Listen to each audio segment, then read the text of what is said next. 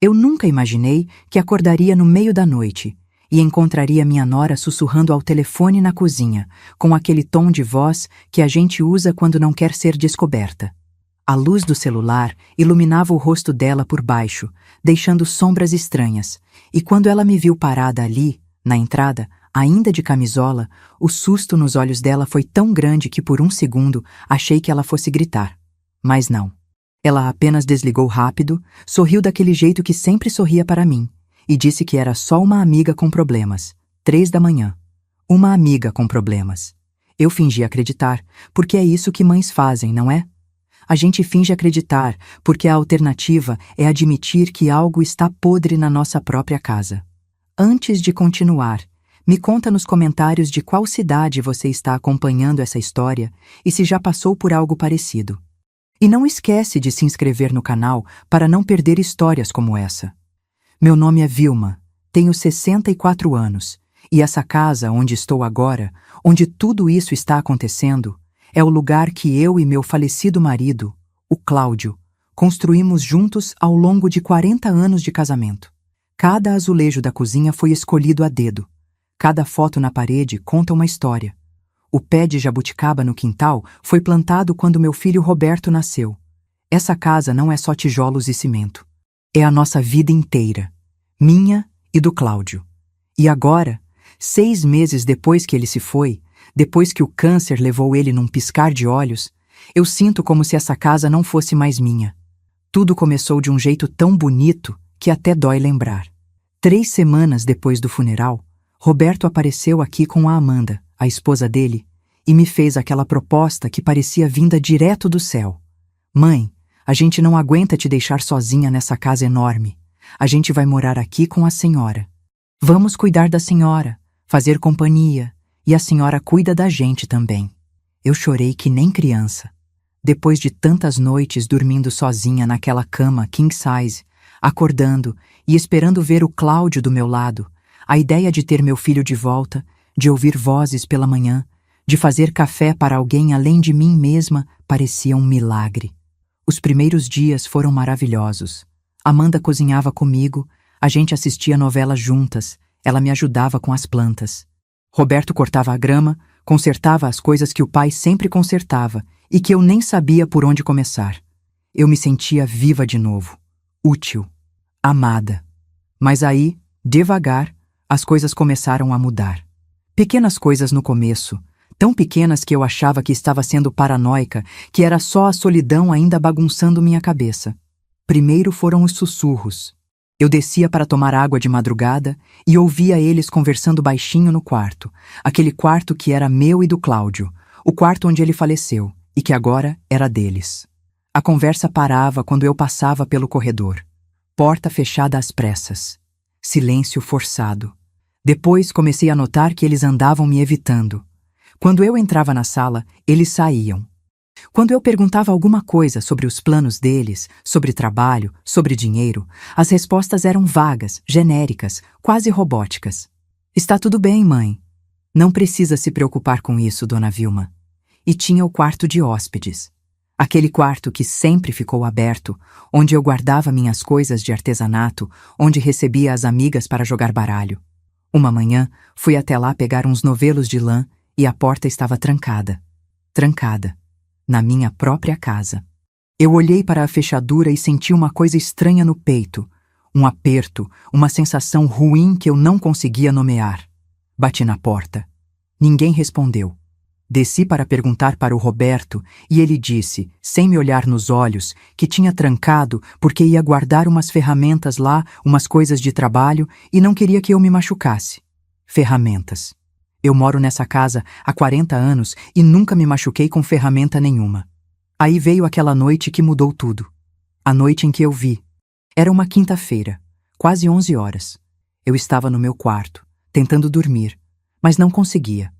Levantei para ir ao banheiro e da janela do corredor vi uma mulher descendo de um Uber na frente da minha casa. Uma mulher jovem, de uns 30 anos, com uma mala grande. Amanda abriu a porta antes mesmo que ela tocasse a campainha, como se estivesse esperando, e as duas entraram rápido, direto para o quarto de hóspedes trancado. Ouvi a chave girando, a porta abrindo e depois fechando de novo. Vozes abafadas lá dentro. Eu fiquei ali parada, no escuro do corredor, com o coração disparado, tentando entender o que diabos estava acontecendo. E vocês? O que fariam se vissem isso na casa de vocês? Uma estranha entrando no meio da noite, indo direto para um quarto trancado? Eu fiquei paralisada, com medo de fazer barulho, de ser descoberta espiando, e ao mesmo tempo me sentindo ridícula por ter que espiar dentro da minha própria casa. Voltei para o quarto e não consegui pregar o olho a noite inteira. Na manhã seguinte, a mulher tinha ido embora. Nenhum sinal dela. Perguntei para a Amanda, tentando soar casual, se tinha vindo alguém na noite anterior. Ela me olhou com aqueles olhos grandes e inocentes e disse que não, que eu devia ter sonhado, que talvez fosse o remédio para dormir me fazendo ver coisas. Mas eu não tomo remédio para dormir, e eu não sonhei. Foi quando eu decidi que precisava conversar com alguém que não fosse eles. Pensei na minha irmã em Curitiba, mas ela já tem os próprios problemas e não queria preocupá-la sem ter certeza de nada. Foi então que pensei no seu Moisés, meu vizinho da casa ao lado. Ele é viúvo também, tem 72 anos, e eu e o Cláudio sempre fomos próximos dele. Às vezes a gente toma café juntos, conversa sobre amenidades, sobre os velhos tempos. Ele é discreto, sensato e tem um jeito calmo de ver as coisas que sempre me acalmou. Numa manhã de sábado, quando Roberto e Amanda saíram para fazer compras, eu pulei o pequeno muro que separa nossos quintais, coisa que eu fazia direto antigamente, e fui até a casa dele. Bati na porta dos fundos e ele abriu com aquele sorriso gentil de sempre, mas o sorriso morreu quando viu minha cara. Vilma, o que aconteceu? Você está pálida. Eu entrei, sentei na mesa da cozinha dele e contei tudo. Os sussurros, o quarto trancado, a mulher da mala, as conversas que paravam quando eu chegava perto. Enquanto eu falava, ele ficou sério, muito sério. E quando terminei, ele suspirou fundo e disse: Vilma, eu não queria te alarmar, mas eu também andei notando umas coisas estranhas. Meu estômago gelou. Que tipo de coisas? Movimento. Gente entrando e saindo da sua casa em horários esquisitos. Sempre à noite. Eu vi pelo menos 3 pessoas diferentes nas últimas 2 semanas.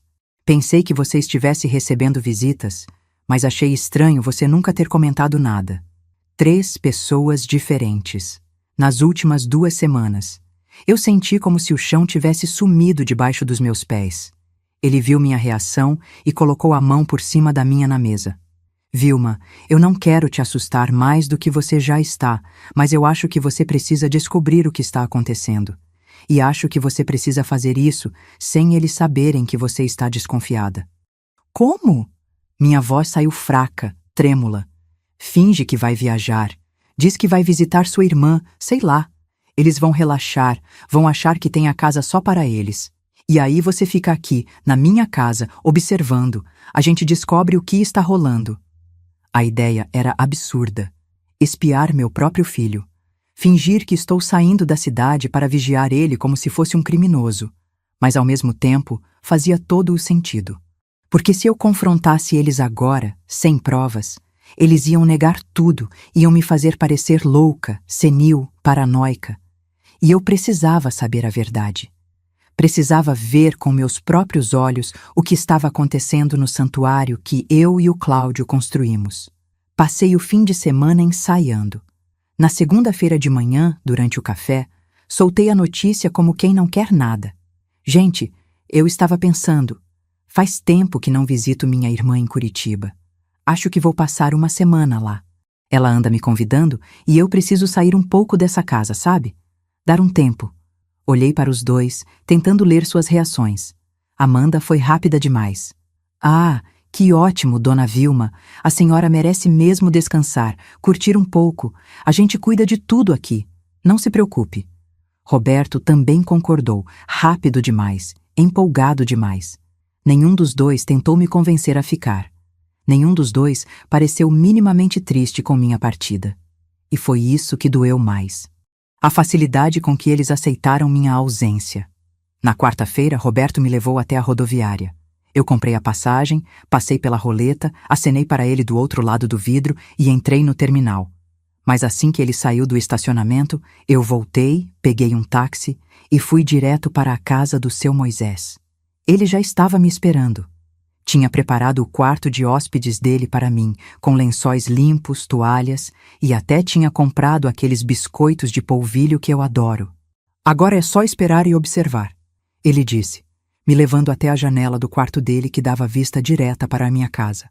Dava para ver a sala, a varanda, a entrada. Dava para ver tudo. A primeira noite foi torturante.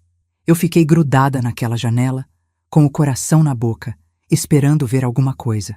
E vi. Às 9 horas, um carro parou na frente da casa. Um casal desceu. Amanda abriu a porta, cumprimentou os dois com sorrisos largos e eles entraram. 20 minutos depois, o casal subiu as escadas, direto para o quarto trancado. Eu apertei a mão contra a vidraça, sentindo as pernas bambearem. Seu Moisés estava do meu lado, vendo tudo também. É um negócio, ele murmurou. Eles estão alugando o quarto. Mas não era só um quarto. Na quinta-feira, vi mais 2 hóspedes. Na sexta, outros 3.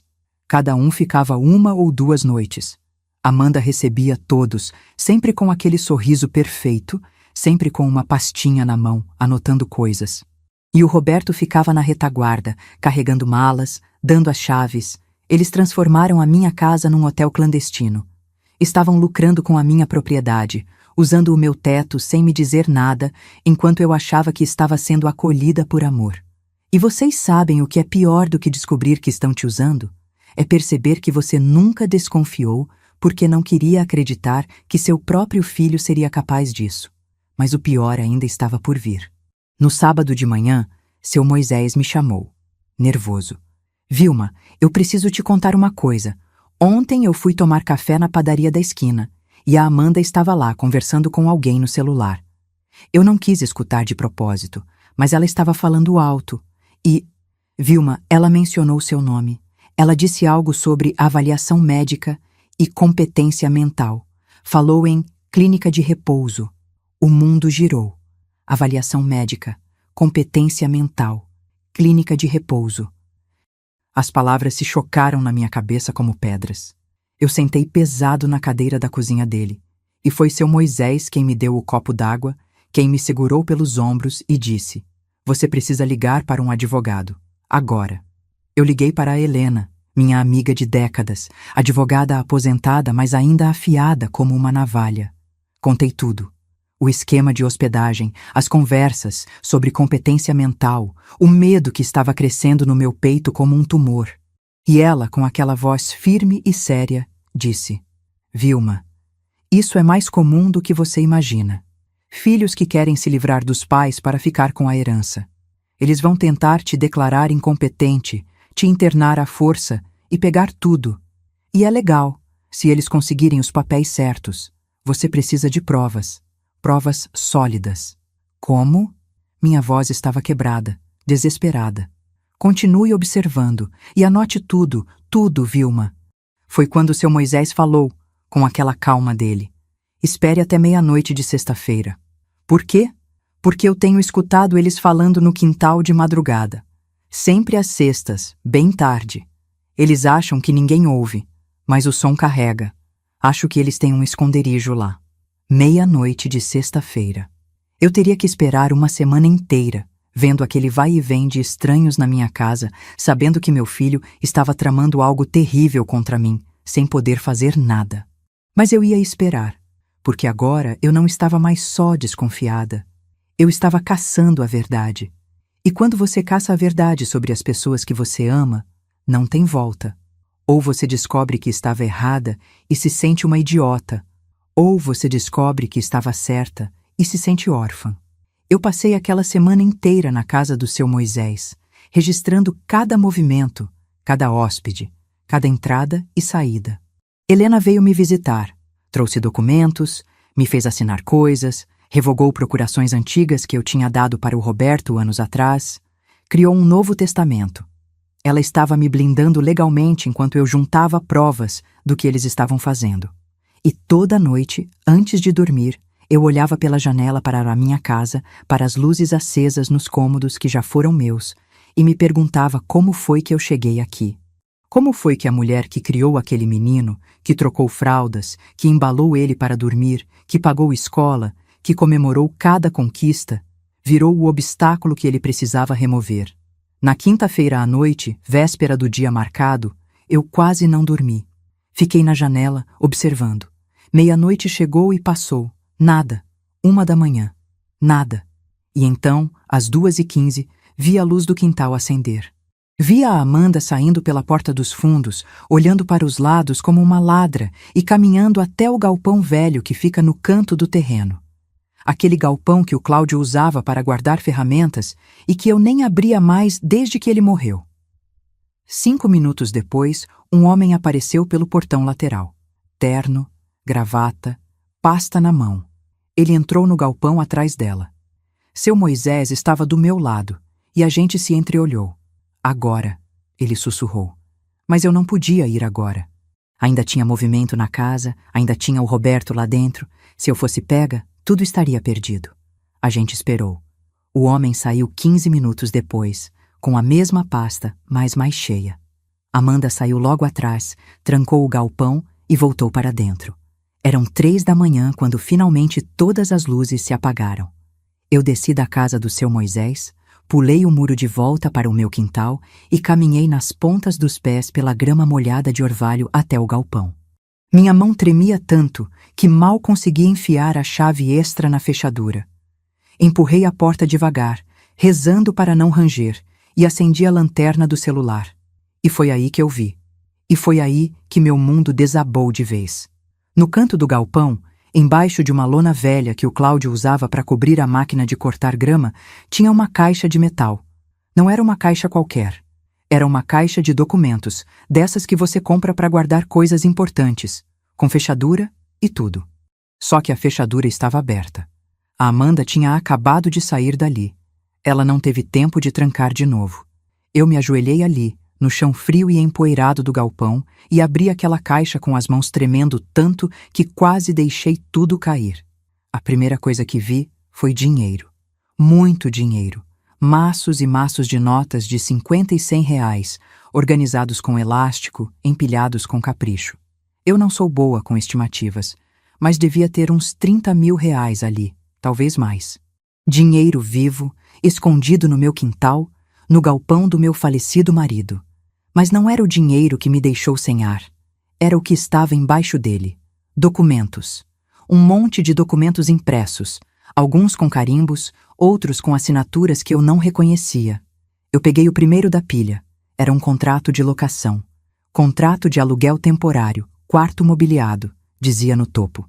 O endereço era o meu. O locador era a Amanda, com o CPF dela. O valor era R$ 400 por noite. R$ 400. Por um quarto na minha casa. Eu virei a página e tinha outro contrato. Depois outro. 12 contratos no total. Todos dos últimos 2 meses. Todos assinados pela Amanda.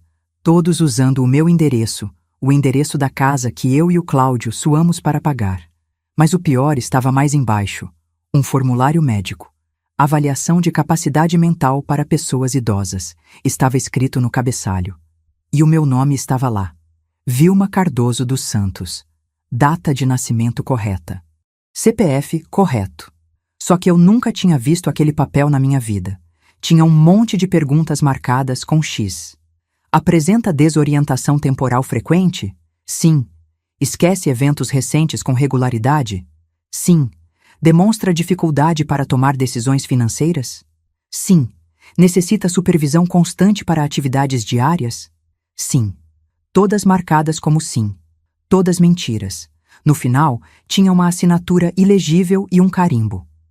Dr. Alessandro Ferreira, CRM 45892-SP. Eu nunca tinha ouvido falar desse médico na minha vida. Respirar estava ficando difícil. Eu coloquei a mão no peito, tentando acalmar o coração que parecia querer sair pela boca, e peguei o próximo documento. Era um orçamento. Clínica de Repouso Recanto Esperança. Plano de internação integral, dizia no topo. E tinha valores. R$ 15.000 de taxa de entrada. 4.500 por mês. Duração estimada. indeterminada. No campo de observações, alguém tinha escrito à caneta: paciente com quadro de demência progressiva necessita monitoramento 24 horas. Família solicita acomodação individual, com restrição de visitas externas. Restrição de visitas externas. Eles iam me trancar num asilo e nem deixar ninguém me ver. Eu senti o chão rodar, senti o galpão inteiro girar ao meu redor como se eu estivesse bêbada. Minhas mãos estavam geladas, mas minha testa estava suando. Tinha mais um papel. Uma folha comum, dobrada ao meio. Eu abri e reconheci a letra. Era da Amanda. Eram anotações dela, escritas à mão, pontos numerados como uma lista de supermercado, só que em vez de leite e ovos, tinha o passo a passo de como me destruir. 1. Agendar avaliação com o Dr. Alessandro. Confirmar diagnóstico de incapacidade mental, já feito. 2. Obter procuração plena. Aguardar momento adequado, administrar sedativo leve se necessário para a assinatura. 3. Transferir casa para nome de Roberto via procuração. 4. Internar Vilma no Recanto Esperança, usar diagnóstico como justificativa legal. 5. Vender propriedade após 6 meses de internação, valor estimado 850 mil. 6. Liquidar dívida 100 mil e dividir restante. Sedativo leve se necessário para assinatura. Eles iam me drogar. Iam me fazer assinar papéis enquanto eu estava dopada, sem saber o que estava fazendo. E depois iam me jogar num asilo, me trancar como se eu fosse louca, como se eu fosse um estorvo, e iam vender a minha casa. A casa onde eu criei meu filho. A casa onde o Cláudio morreu. A casa que era tudo o que me restava dele. Eu fiquei ali, ajoelhada no chão daquele galpão escuro, segurando aqueles papéis com as 2 mãos, e pela primeira vez em meses, desde o funeral do Cláudio, eu chorei de verdade. Não foi um choro manso, desses que você consegue controlar. Foi um soluço violento, que saía do fundo do peito, que fazia meu corpo inteiro tremer. Eu chorei pela ingenuidade, chorei pela traição. Chorei porque o menino que eu tinha embalado nos braços, que eu tinha ensinado a andar, a falar, a ser gente, estava conspirando para me apagar da minha própria vida. E vocês, como reagiriam se descobrissem que seu próprio filho planejou isso contra vocês? Se vissem a letra dele envolvida num esquema desses? Mas eu não podia ficar ali chorando. Não podia me dar ao luxo de desabar. Não agora. Eu limpei o rosto com as costas da mão, peguei o celular e comecei a fotografar. Cada documento, cada anotação, cada detalhe daquela caixa maldita. Minhas mãos ainda tremiam, mas eu consegui. Fotografei os contratos de aluguel, o formulário falso de avaliação médica, o orçamento da clínica e principalmente aquela lista, aquelas instruções escritas pela própria Amanda com a letra caprichada dela, como se estivesse planejando uma festa de aniversário e não um sequestro. Quando terminei, coloquei tudo de volta exatamente como estava, fechei a caixa, cobri com a lona e saí do galpão. Tranquei a porta, voltei pelo quintal, pulei o muro de volta para a casa do seu Moisés, e foi só quando entrei pela porta dos fundos e vi ele me esperando na cozinha, com aquela cara de preocupação, que minhas pernas cederam. Eu desabei na cadeira e ele veio correndo, me segurando pelos ombros. Vilma, o que aconteceu? Você está pálida. Eu só consegui entregar o celular para ele. Vê as fotos, eu sussurrei, porque minha voz não saía mais alta do que isso. Ele pegou o celular, desbloqueou e começou a passar pelas fotos. Eu vi o rosto dele mudar conforme ele ia lendo. Vi a boca dele se abrir levemente. Vi os olhos dele se arregalarem e quando ele chegou na foto da lista manuscrita da Amanda, ele soltou um palavrão baixinho, coisa que eu nunca tinha ouvido sair da boca dele. Meu Deus do céu, Vilma. Isso é tentativa de sequestro. Isso é estelionato. Isso é... Meu filho, eu completei. E minha voz quebrou de novo. Isso é meu filho querendo me apagar. Seu Moisés colocou o celular na mesa e pegou as minhas mãos nas dele. Elas eram grandes, calejadas, quentes. Mãos de quem trabalhou a vida inteira. Mãos de quem sabia o que era sobreviver. Você não vai deixar isso acontecer, ele disse firme. A gente não vai deixar. A gente. Ele disse a gente. Como se a batalha fosse dele também. como se ele estivesse junto comigo naquela guerra.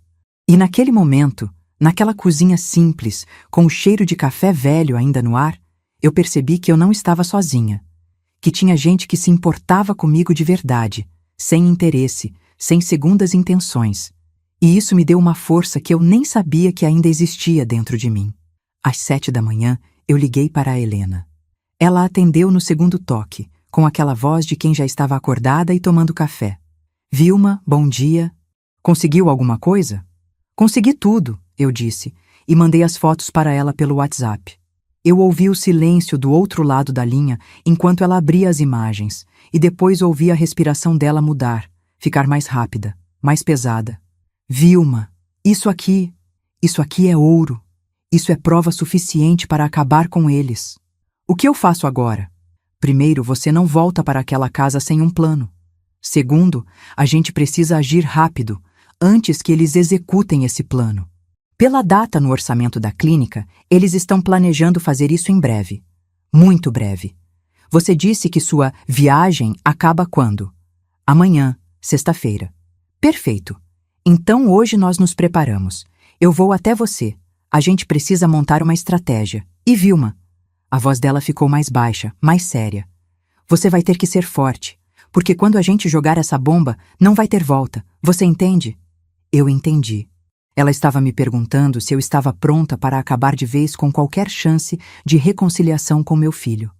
Se eu estava pronta para transformar aquilo numa guerra aberta, com advogados, polícia, consequências legais. Eu olhei para a janela, para a minha casa lá do outro lado do muro, e pensei no Cláudio. Pensei em quanto tempo a gente levou para pagar aquela casa. Pensei em quantos sacrifícios a gente fez. E pensei que ele nunca, nunca perdoaria se eu deixasse aquilo passar. Estou pronta, eu disse. Helena chegou ao meio-dia, com uma pasta cheia de documentos e um gravador digital minúsculo. A gente sentou na mesa da cozinha do seu Moisés e ela explicou o plano. Primeiro, vamos bloquear qualquer possibilidade de eles conseguirem aquela procuração. Já revogamos todas as antigas, mas vamos criar um documento formal, registrado em cartório, declarando que você está em pleno uso de suas faculdades mentais e que qualquer documento assinado sob coerção ou sedação deve ser considerado inválido. Segundo, vamos preparar uma denúncia formal contra o Dr. Alessandro por falsificação de documento médico. O CRM vai adorar investigar isso. Terceiro, e mais importante, vamos pegar eles em flagrante. Como? Seu Moisés perguntou. Helena sorriu. Não era um sorriso feliz. Era um sorriso de quem estava prestes a dar o cheque-mate. A casa deles é ilegal como estabelecimento de hospedagem. Eles não têm alvará, não pagam impostos, não têm licença nenhuma. E a prefeitura adora multar esse tipo de coisa. Eu vou fazer uma denúncia anônima para a fiscalização. Eles vão aparecer lá sem avisar e vão pegar a Amanda e o Roberto com a casa cheia de hóspedes. Flagrante. Multa pesada. E quando eles estiverem lidando com isso, Vilma aparece. De surpresa. E a gente confronta eles com tudo. Meu estômago se apertou. Confrontar? Vilma, eles precisam saber que você sabe, que você tem provas, que você não é a velhinha ingênua que eles acham que você é. E eles precisam entender que se tentarem qualquer coisa contra você, eles vão acabar presos. Porque tentativa de estelionato contra idoso é crime federal. E eu vou garantir que eles sejam processados até o limite da lei se derem um passo errado. Eu fiquei calada por um momento. Depois perguntei a coisa que estava me roendo por dentro desde que eu vi aquela lista. E o Roberto? O que vai acontecer com ele? Helena me olhou com uma compaixão que quase me fez chorar de novo. Isso depende de você, Vilma. Legalmente, ele é tão culpado quanto a Amanda. Mas se você não quiser que ele enfrente as consequências mais severas, você tem o poder de decidir isso. Você pode optar por não apresentar queixa criminal contra ele. Mas saiba que isso não significa que ele vai sair ileso. Ele vai perder a casa, vai perder a herança e vai ter que conviver com o que fez para o resto da vida. Ele é meu filho, eu sussurrei. E ele tentou te roubar, te drogar e te trancar num asilo, ela respondeu, sem rodeios. Não confunda amor com aceitação de abuso, Vilma. Você pode amá-lo e ainda assim não permitir que ele destrua você. E essa foi a frase que mudou tudo dentro de mim. Você pode amá-lo e ainda assim não permitir que ele destrua você. Eu tinha passado a vida inteira achando que ser mãe significava perdoar tudo, aceitar tudo, sacrificar tudo. Mas perdoar não significa deixar alguém te esmagar. Amor não significa ser capacho. E naquele momento, sentada naquela cozinha, com as provas da traição do meu filho armazenadas no meu celular, eu tomei a decisão mais difícil da minha vida.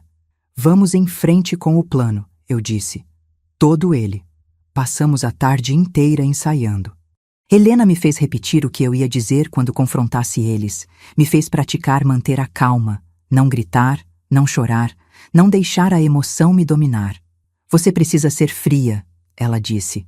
Precisa ser implacável, porque eles vão tentar te manipular. Vão chorar, vão pedir desculpas, vão dizer que foi tudo um mal-entendido. E você não pode ceder. Entendeu? Eu ensaiei. Pratiquei na frente do espelho. Repeti as palavras até elas saírem firmes, sem tremor. Mas por dentro, eu estava despedaçada. Porque não tem ensaio que prepare uma mãe para olhar para o filho e dizer: eu sei o que você tentou fazer comigo, e eu não vou perdoar. Na quinta-feira de manhã, Helena fez a denúncia anônima para a prefeitura. A fiscalização confirmou que iria no mesmo dia, entre 7 e 9 da noite, horário em que a maioria dos hóspedes ilegais estaria na casa. Eu deveria chegar às 9h30, depois que o fiscal já tivesse feito o flagrante. Seu Moisés insistiu em ir comigo. Eu não vou te deixar enfrentar isso sozinha, ele disse. E eu não tive coragem de recusar. O dia passou devagar, cada minuto parecendo uma hora. Eu fiquei na casa do seu Moisés, olhando pela janela, vendo a movimentação normal da minha rua, tentando não pensar em como seria daqui a algumas horas. Às 7h15, eu vi o carro da prefeitura parar na frente da minha casa. Um homem de uniforme desceu, com uma prancheta na mão, e tocou a campainha. Eu vi a Amanda abrir a porta. Vi o sorriso dela desaparecer quando o fiscal se identificou. Vi ela chamar o Roberto às pressas. E então, pela janela, eu vi o caos. Vi os hóspedes sendo chamados, descendo as escadas, confusos. Vi o fiscal entrando, vistoriando, anotando tudo. Vi a Amanda gesticulando, tentando explicar, e vi o Roberto com as mãos na cabeça, desesperado. Vi o fiscal entregando um papel, provavelmente a multa. E vi ele ir embora 20 minutos depois, deixando meu filho e minha nora no meio da sala, cercados de estranhos pegando suas malas e indo embora. Às 9h30, quando a casa já tinha se esvaziado e só restavam Roberto e Amanda lá dentro, eu saí da casa do seu Moisés. Helena já estava me esperando na calçada, junto com seu Moisés. A gente atravessou a rua juntos e eu coloquei a chave na fechadura da minha porta. Minha porta. Da minha casa. E quando eu abri aquela porta e entrei, vendo a cara de choque absoluto do Roberto e da Amanda ao me verem ali, de pé, viva, consciente e acompanhada de uma advogada, eu soube que a guerra tinha apenas começado e que dessa vez eu ia vencer. A Amanda foi a primeira a reagir. Ela deu 2 passos para trás, colocou a mão na boca e os olhos dela se arregalaram tanto que dava para ver o branco ao redor da íris. O Roberto ficou congelado, simplesmente parado no meio da sala, como uma estátua, com a multa da prefeitura ainda na mão. Nenhum dos dois falou nada por uns 5 segundos que pareceram durar uma eternidade. Foi a Helena quem quebrou o silêncio. Boa noite, Roberto. Amanda. A voz dela era profissional, fria, calculada. Imagino que não estavam esperando visitas. Eu ainda estava parada na entrada, segurando a chave da porta com tanta força que as pontas estavam cravando na palma da minha mão. Seu Moisés estava do meu lado, um passo atrás, como um guarda-costas silencioso. E eu só conseguia olhar para o rosto do meu filho, procurando qualquer sinal de arrependimento, de vergonha, de humanidade. Mas o que eu vi foi pânico puro. Mãe! A voz dele saiu fraca, trêmula. A senhora não estava em Curitiba? Não, eu disse, e minha voz saiu mais firme do que eu esperava. Eu estava bem aqui, na casa do seu Moisés, vendo tudo. A Amanda recuperou a compostura rápido demais. Rápido demais para ser natural. Ela forçou um sorriso, daqueles sorrisos que ela sempre dava quando queria me convencer de alguma coisa, e começou a falar com aquela voz docinha que eu tinha aprendido a odiar. Dona Vilma, que susto a senhora nos deu. A gente pode explicar tudo, esse mal-entendido todo? Não é um mal-entendido. Helena a cortou, seca. E vocês não vão explicar nada. Vocês vão ouvir. Eu entrei na sala, passei por eles e sentei na minha poltrona. A poltrona onde eu e o Cláudio assistíamos TV juntos, onde eu lia meus livros, onde eu tricotava. A minha poltrona, na minha sala, na minha casa. E pela primeira vez em meses, eu me senti dona daquele espaço de novo. Helena ficou de pé ao meu lado, com a pasta embaixo do braço. Seu Moisés se posicionou perto da porta, bloqueando qualquer tentativa de fuga. Roberto e Amanda ficaram no meio da sala, sem saber onde colocar as mãos, onde olhar. Sentem, eu disse. Não foi um pedido, foi uma ordem. Eles sentaram no sofá, aquele sofá de couro que o Cláudio comprou quando o Roberto fez 18 anos. A Amanda tentou pegar a mão do Roberto, mas ele puxou a mão para longe, quase como um reflexo. Eu vi. Anotei mentalmente. Já estavam se voltando um contra o outro. Vocês sabem por que a prefeitura veio aqui hoje? Eu perguntei com calma. Vocês sabem por que levaram uma multa de 13 mil reais por hospedagem ilegal? A Amanda abriu a boca para falar, mas eu levantei a mão, cortando ela. Não. Você não vai falar agora. Você vai me ouvir, porque eu passei uma semana inteira ouvindo vocês tramando contra mim, vendo vocês transformarem a minha casa num negócio ilegal e descobrindo coisas que eu nunca imaginei que meu próprio filho seria capaz de fazer. Roberto estava pálido.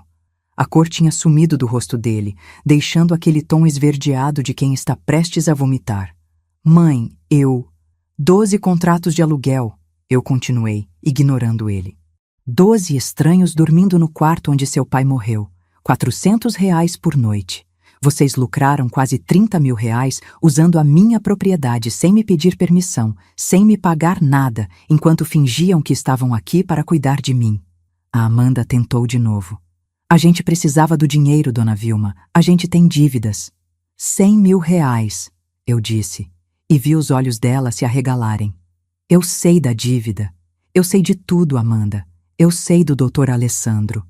Eu sei da avaliação médica falsa. Eu sei do orçamento da Clínica Recanto Esperança. E eu sei, minha voz ficou mais baixa, mais perigosa, da sua lista. O silêncio que caiu na sala foi absoluto. Dava para ouvir o relógio da parede fazendo tic-tac, dava para ouvir a respiração acelerada da Amanda, dava para ouvir o Roberto engolindo em seco. Helena abriu a pasta e tirou as fotos que eu tinha tirado no galpão, ampliadas, impressas em papel fotográfico de alta qualidade.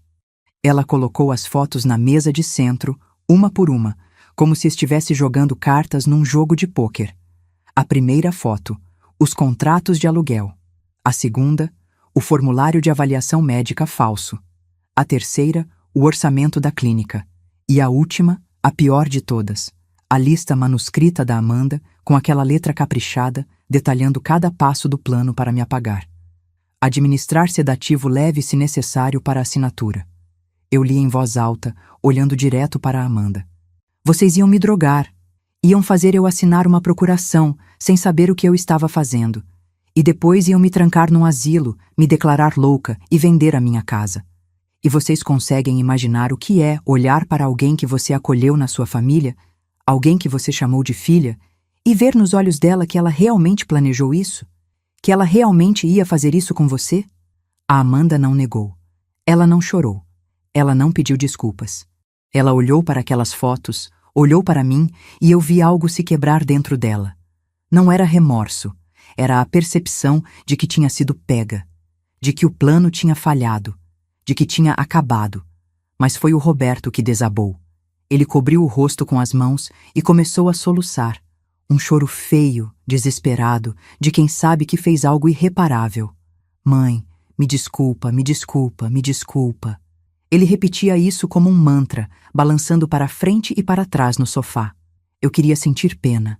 Queria me levantar, abraçar meu filho, dizer que estava tudo bem. Mas não estava tudo bem. E nunca mais ia estar. Você me desculpa?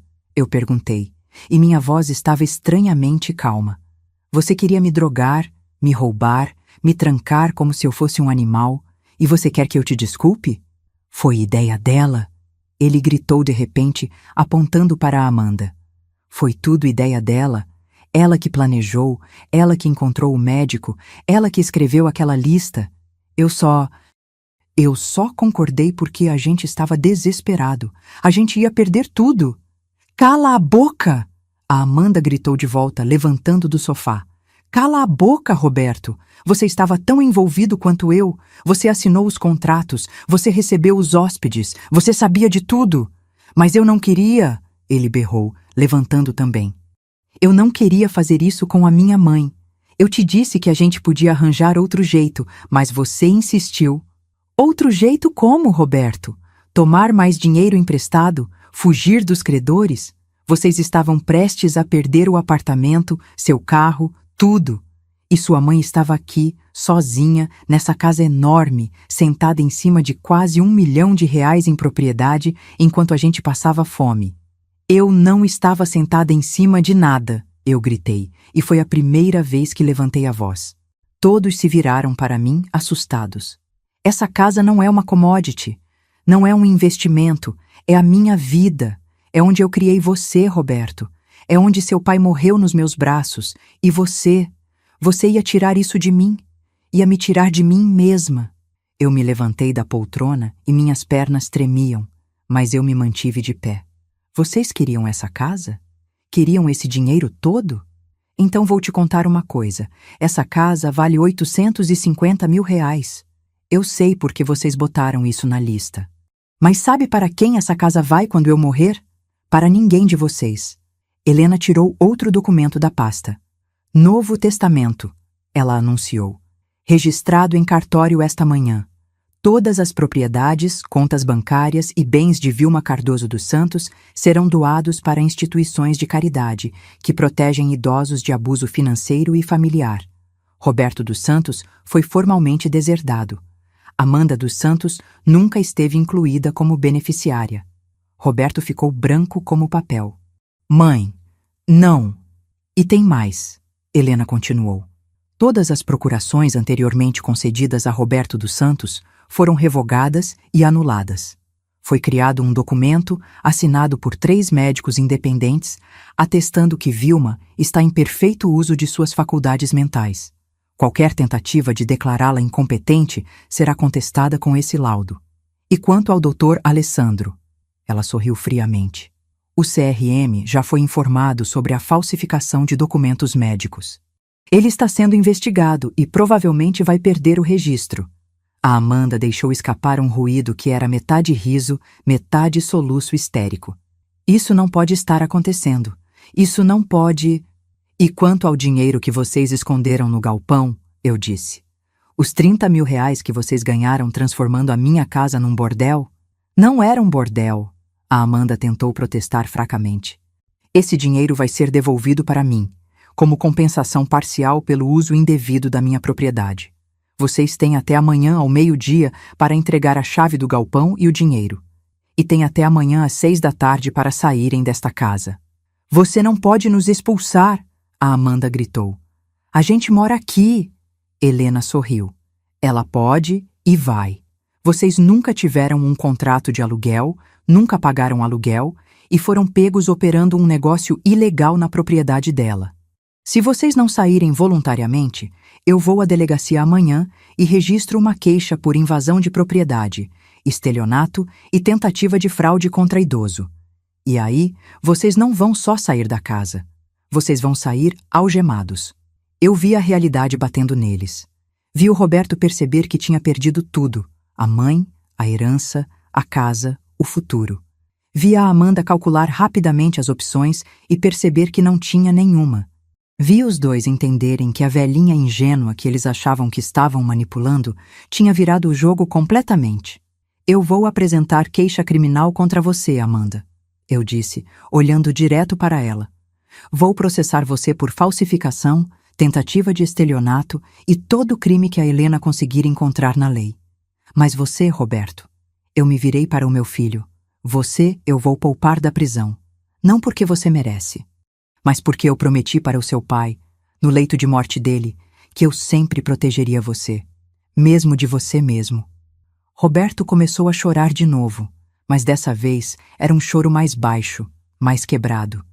Mãe, por favor, mas você não vai ter a herança, você não vai ter essa casa, e você não vai ter o meu perdão. Não agora, talvez nunca. Minha voz quebrou na última palavra, e eu senti as lágrimas queimando nos meus olhos, mas eu não deixei elas caírem. Não na frente deles. Vocês têm até amanhã, Helena repetiu. Às 6 da tarde, eu volto aqui com um oficial de justiça. Se vocês ainda estiverem aqui, as consequências serão muito piores. Não teve mais discussão, não teve mais gritos. A Amanda subiu as escadas em silêncio, pisando duro, provavelmente para começar a fazer as malas. O Roberto ficou ali, sentado no sofá, curvado para frente com os cotovelos nos joelhos e a cabeça nas mãos. Eu fiquei olhando para ele, para o topo da cabeça dele, e por um momento, só por um momento, eu vi o menino de 7 anos que caiu da bicicleta e veio correndo chorar no meu colo. Mas aquele menino tinha morrido.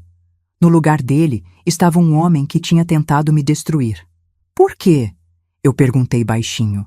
Só me diz por quê, Roberto. Por que você deixou chegar nesse ponto? Ele levantou a cabeça e os olhos dele estavam vermelhos, inchados. Porque eu sou fraco, ele sussurrou. Porque eu sempre fui fraco, e a Amanda é forte, e quando a gente começou a afundar nas dívidas, ela disse que tinha uma solução, e eu não tive coragem de dizer não. Você não teve coragem de dizer não para ela, eu disse, mas teve coragem de dizer sim para me drogar, para me roubar, para me trancar. Ele não respondeu. Não tinha resposta. Eu me virei e fui para a cozinha. Precisava de água, precisava de ar, precisava de distância daquela sala, daquele filho, daquela traição. Helena me seguiu, deixando seu Moisés vigiando a sala. Ela colocou a mão no meu ombro enquanto eu bebia a água direto da torneira, com as mãos tremendo tanto que metade respingou na pia. Você foi incrível, ela disse baixinho. Foi forte, foi firme. Ele não esperava isso. Eu não me sinto forte, eu admiti, limpando a boca com as costas da mão. Eu me sinto destruída. Eu sei. Mas você fez a coisa certa. E amanhã, quando eles saírem, você vai poder reconstruir. Vai poder respirar de novo. Será que eu ia mesmo? Será que uma pessoa consegue se reconstruir depois de descobrir que o próprio filho queria apagá-la da existência? Eu não sabia, mas eu ia ter que descobrir. Voltei para a sala. Roberto tinha subido, provavelmente para o quarto. Dava para ouvir vozes discutindo lá em cima, abafadas pelas paredes, mas ainda audíveis. Eles estavam brigando, provavelmente se culpando mutuamente, provavelmente se odiando tanto quanto eu os odiava naquele momento. Eu vou dormir na casa do seu Moisés hoje, eu disse para Helena. Não consigo ficar aqui, não ainda. Quer que eu fique com você? Ela perguntou. Eu balancei a cabeça. Não, eu só preciso de silêncio. Ela entendeu. Pegou a pasta, me abraçou rápido e foi embora, prometendo voltar às 5:30 da tarde do dia seguinte para supervisionar a saída deles. Eu e seu Moisés voltamos para a casa dele, atravessando o quintal em silêncio, e quando eu entrei naquela casa que tinha sido meu refúgio durante a semana mais surreal da minha vida, eu finalmente deixei as lágrimas caírem. E chorei tudo o que eu tinha segurado. Chorei pela família que eu pensei que tinha. Chorei pelo filho que eu perdi. Chorei pela casa que foi profanada. E chorei pelo Cláudio, porque ele não estava aqui para me ajudar a carregar esse peso. Mas no fundo mesmo, por baixo de toda a dor e da traição, tinha uma coisa pequena mas resistente começando a crescer. Alívio. Porque amanhã eles iam embora. E a casa ia ser minha de novo. Eu não dormi naquela noite. Fiquei deitada na cama de hóspedes do seu Moisés, olhando para o teto, ouvindo os sons da madrugada. Carros passando na rua. Cachorros latindo ao longe. E do outro lado do muro, muito de vez em quando, o barulho abafado de coisas sendo arrastadas, portas batendo, vozes discutindo. Eles estavam fazendo as malas. Estavam desmontando a vida que tinham tentado construir em cima das ruínas da minha. Às 6 da manhã, eu levantei. Não tinha sentido continuar fingindo que ia conseguir dormir. Seu Moisés já estava na cozinha fazendo café e, quando ele me viu, não disse nada. Só serviu uma xícara para mim. Colocou na minha frente com aqueles biscoitos de polvilho e sentou do outro lado da mesa. A gente tomou café em silêncio e, de alguma forma, aquele silêncio disse mais do que qualquer palavra poderia dizer. Você quer que eu vá com você? Ele perguntou quando terminamos. Eu balancei a cabeça. Não, eu preciso fazer isso sozinha. Mas obrigada. Por tudo. Ele pegou a minha mão por cima da mesa e apertou. Você é mais forte do que pensa, Vilma. Muito mais forte. Às 9 da manhã, eu atravessei o quintal de volta para a minha casa. A porta dos fundos estava destrancada. Entrei devagar, como se estivesse invadindo um território inimigo, e fui até a sala. Tinha caixas empilhadas por toda parte. Malas no corredor. A casa parecia um depósito, caótica e estranha. Subi as escadas, pisando de leve, e parei na porta do quarto que tinha sido meu e do Cláudio. Eles estavam lá dentro, arrumando as últimas coisas. A Amanda nem olhou para mim quando eu apareci. Ela só continuou dobrando roupas e jogando dentro de uma mala grande, com movimentos bruscos, raivosos, mas o Roberto parou. Ele me viu e ficou parado ali, segurando uma camisa nas mãos, e eu vi a vergonha no rosto dele. Vi o peso do que ele tinha feito esmagando ele. Mãe, ele começou. Só quero saber se vocês vão sair no horário, eu disse cortante. Não queria conversa. Não queria explicações. Não queria ouvir mais desculpas. A gente vai, a Amanda respondeu por ele, ainda sem me olhar. Pode ficar tranquila, daqui a pouco você vai ter sua preciosa casa de volta. Tinha tanto veneno naquela frase que eu quase ri. Preciosa casa. Como se eu fosse a vilã por não deixar eles me roubarem. Como se eu fosse a egoísta por querer manter o que era meu. Mas eu não mordi a isca. Só virei as costas e desci. Passei o dia organizando a bagunça que eles tinham deixado. Lavei os lençóis do quarto de hóspedes que tinha sido transformado em quarto de hotel. Joguei fora as coisas que os estranhos tinham esquecido. Um carregador de celular, uma escova de cabelo, uma revista amassada. Limpei cada canto daquele quarto como se pudesse apagar a memória do que tinha acontecido ali. Mas algumas manchas não saem. Não importa o quanto você esfregue. Às 5h30, a Helena chegou, junto com um oficial de justiça, exatamente como tinha prometido. Às 6 em ponto, Roberto e Amanda desceram as escadas pela última vez, carregando as últimas malas. Eles empilharam tudo na frente da casa, onde um carro de aplicativo já estava esperando.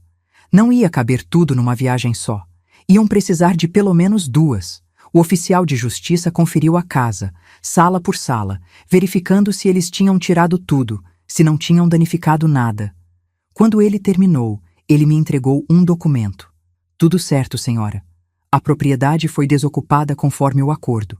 Se houver qualquer tentativa de retorno sem sua autorização, a senhora pode chamar a polícia. Roberto estava parado na calçada, olhando para a casa. Para a casa onde ele tinha crescido, onde tinha aprendido a andar de bicicleta no quintal, onde tinha comemorado cada aniversário até sair de casa aos 23 anos. E eu vi nos olhos dele que ele estava percebendo, talvez pela primeira vez, o que ele tinha perdido. Não era só a herança, não era só o dinheiro. Era o lugar no mundo onde ele sempre soube que podia voltar.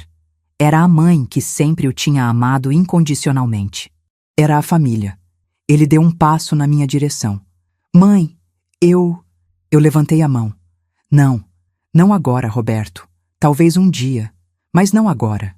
Ele assentiu com os olhos cheios d'água e entrou no carro. A Amanda já estava lá dentro, olhando pelo vidro com uma expressão dura, fechada. O carro arrancou, levando eles embora, e eu fiquei ali parada na calçada, vendo eles desaparecerem na curva da rua. E então, pela primeira vez em 6 meses, eu entrei na minha casa e fechei a porta sabendo que estava sozinha de verdade. Não tinha mais ninguém nos quartos lá em cima. Não tinha mais sussurros, não tinha mais segredos, não tinha mais ameaças escondidas.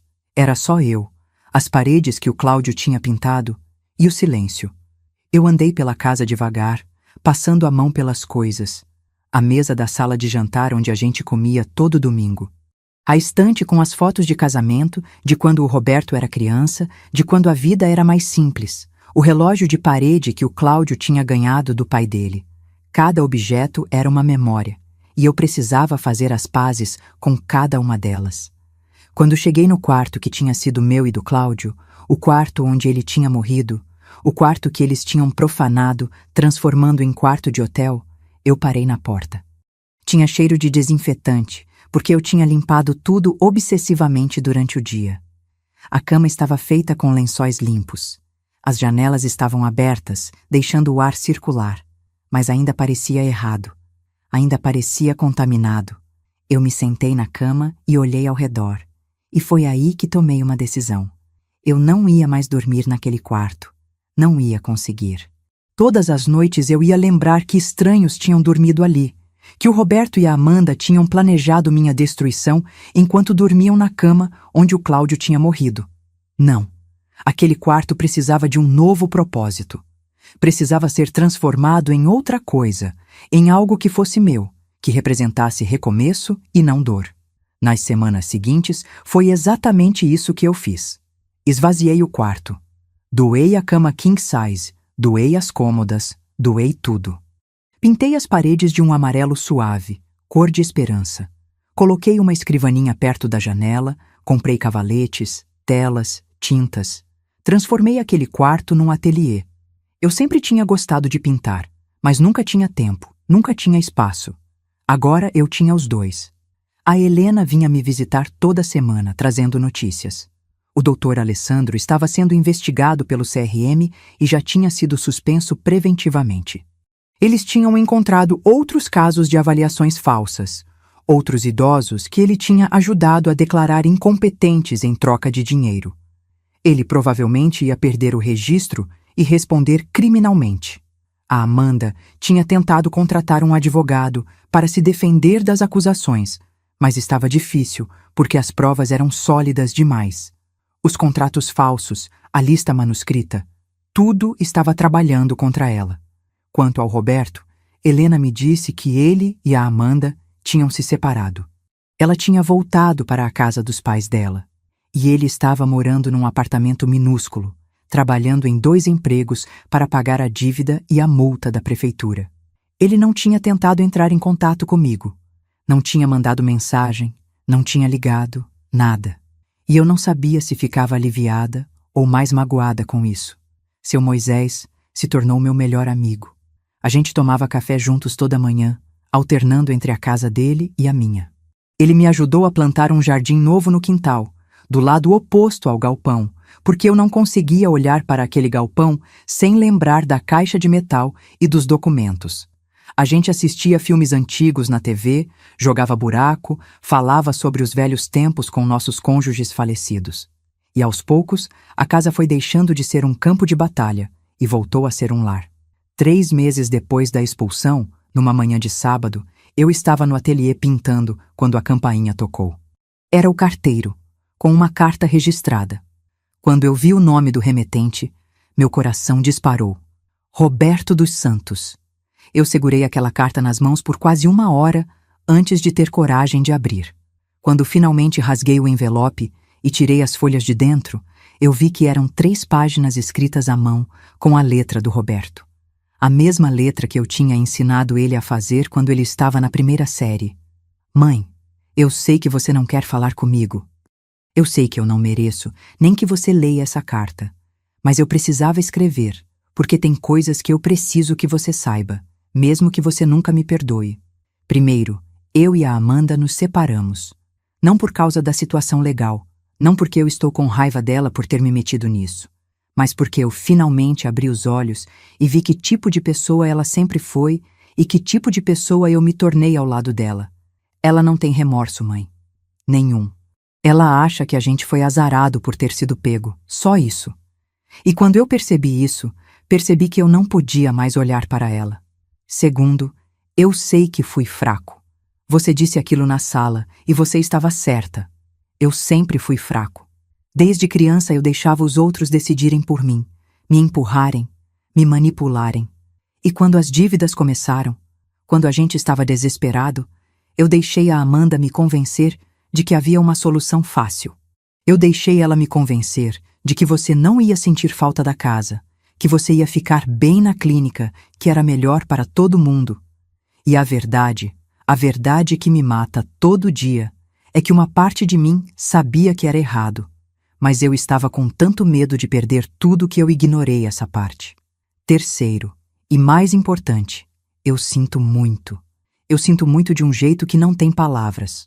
Eu traí você, mãe. Traí tudo que você e o pai me ensinaram.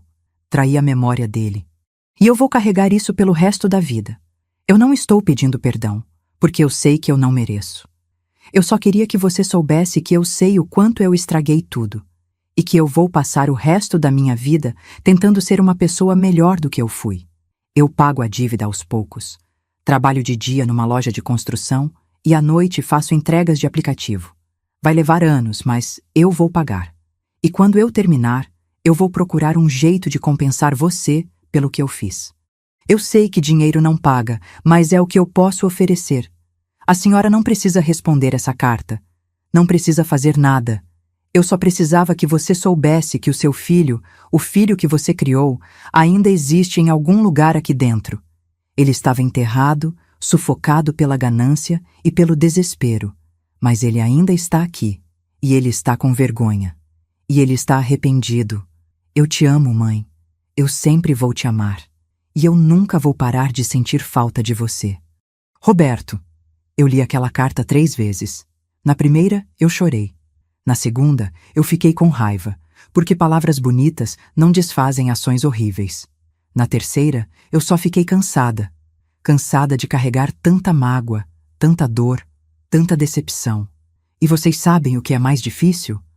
É perceber que você pode reconhecer o arrependimento de alguém e ainda assim não conseguir perdoar. Que o amor que você sente por essa pessoa continua lá, mas está misturado com tanta mágoa que você não sabe mais como separar um do outro. Eu guardei a carta numa gaveta do ateliê. Não respondi. Não ainda. Talvez nunca. Mas também não joguei fora. Porque uma parte de mim, a parte que ainda é mãe, quer acreditar que ele realmente mudou. Que ele realmente entendeu. Mesmo que outra parte, a parte que quase foi apagada, nunca consiga confiar nele de novo. 6 meses depois da expulsão, eu estava no quintal regando as flores novas quando seu Moisés apareceu com um bolo que ele tinha tentado fazer. Tinha ficado meio torto, meio queimado nas beiradas, mas ele estava tão orgulhoso que eu não tive coragem de rir. A gente sentou na varanda, comeu aquele bolo horrível com café e conversou sobre amenidades. E de repente, sem avisar, eu percebi que estava feliz. Não completamente, não sem cicatrizes, mas feliz. A casa era minha de novo. A vida era minha de novo. E eu tinha descoberto que era muito mais forte do que jamais imaginei ser. Forte o suficiente para enfrentar a própria família. Forte o suficiente para se defender. Forte o suficiente para reconstruir. Às vezes, à noite, quando estou sozinha no ateliê pintando, eu ainda penso no Roberto. Ainda me pergunto se ele está bem, se está comendo direito, se está dormindo o suficiente. Porque você não deixa de ser mãe só porque seu filho te traiu. O amor não desaparece assim. Mas ele muda. Ele se transforma em algo mais complicado, mais cauteloso, mais dolorido. Mas eu sobrevivi. E não só sobrevivi. Eu venci. Recuperei minha casa, minha autonomia, minha dignidade. E aprendi que perdoar alguém e permitir que essa pessoa te destrua são coisas completamente diferentes. Que você pode amar alguém de longe, com fronteiras, com proteção. E que, às vezes, a maior prova de amor próprio é dizer não, mesmo para quem você mais ama no mundo. A casa está em paz agora. O ateliê está cheio de cores, o jardim está florido, e eu, Vilma Cardoso dos Santos, 64 anos, viúva, mãe ferida mas não quebrada, estou viva, estou inteira, e estou livre. E isso, no final das contas, é tudo o que importa.